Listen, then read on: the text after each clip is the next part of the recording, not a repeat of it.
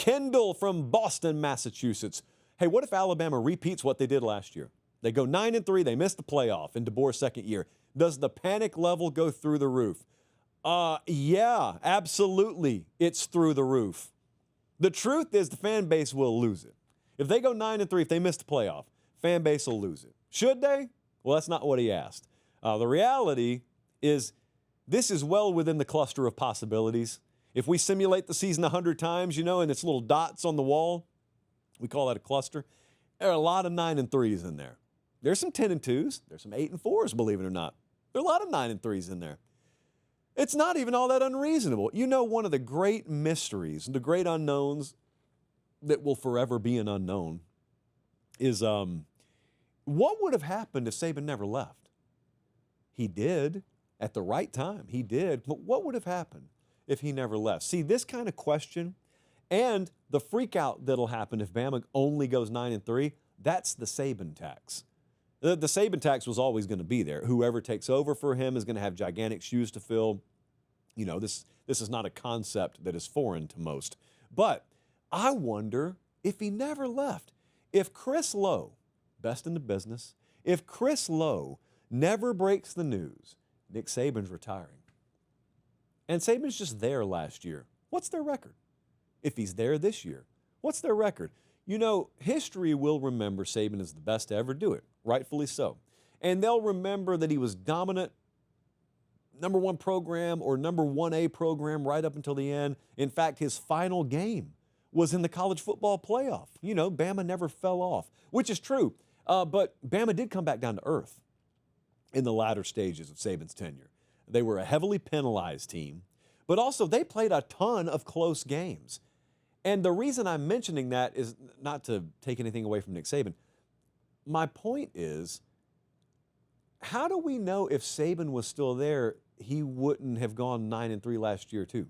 How do we know if he wasn't there that he may not go 9-3 this year too? And I want to take you back to 2023 because they had a bunch of close games then. They lost to Texas. They had probably the worst game I've ever seen them play under him against South Florida. Ended up winning 17-3.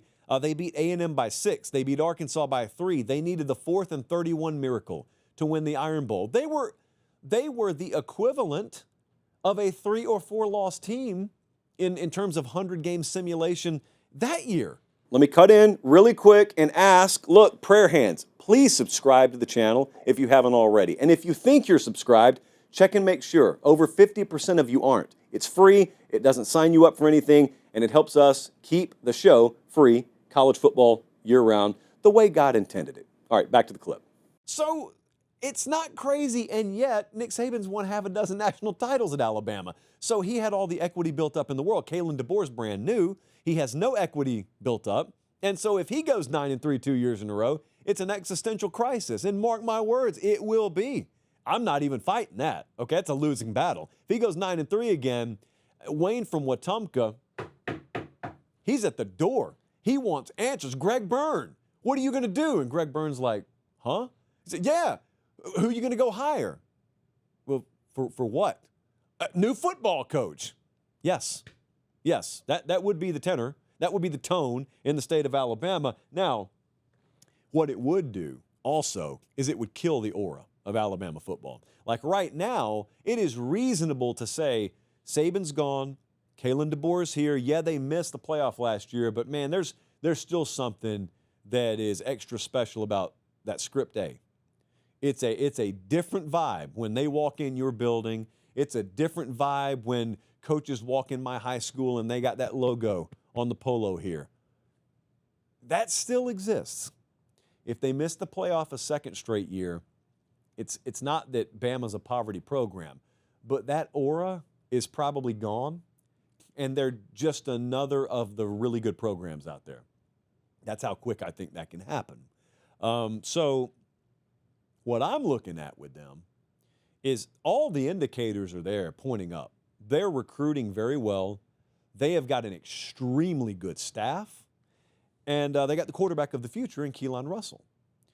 So if they go 9-3 this year, it would be a crisis for a lot of people. I wouldn't look at it that way, but I mean, I'm not necessarily prone to thinking that way.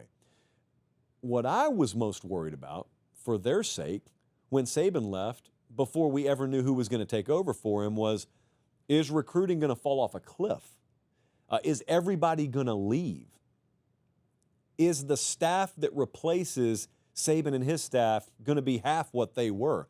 Well, a lot of those concerns are more than erased. The opposite's true. They're still getting really good players. They're still a really good portal destination. But more importantly, dude, that staff's really good coaching staff. So the results should work downstream of that, is my point. So I'm not really worried about them. In fact, I think Bama will be a playoff team this year. But if they're not, if they're 9-3, then yeah, I don't know how else to put it. It will be perceived as a crisis, even if it's not.